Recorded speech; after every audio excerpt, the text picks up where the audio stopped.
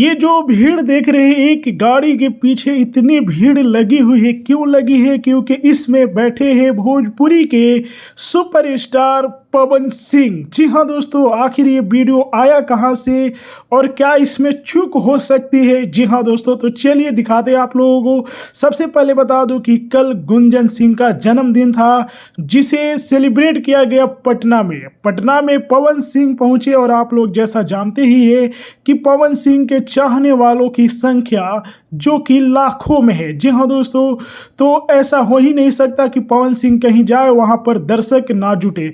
सबसे बड़ी बात यह है कि पवन सिंह अपने फैन से बहुत ही प्यार करते हैं। जी हाँ दोस्तों, वे हर मंच से अपने फैन की तारीफ करते हैं, अपने फैन के लिए लड़ भी जाते हैं कहीं कभार पर, और बहुत ही प्यार करते हैं। आप लोग देख सकते हैं ये फैन ही हैं जिनको गले लगाए हैं पावर स्टार पवन सिंह। जी हाँ दोस्तों, तो देखिए, तो फैन भी चाहते हैं कि पवन भैया हमारे सही रहे, तो कभी ऐसा ना हो। देखिए इतनी भीड़ में देखिए डांस भी कर रहे हैं पवन सिंह। तो इन दिनों पवन सिंह के एक गाने ही नहीं बल्कि सभी गाने खूब बज रहे हैं। उसी में से एक गाने का बोल है कमरिया पतरे पतरे।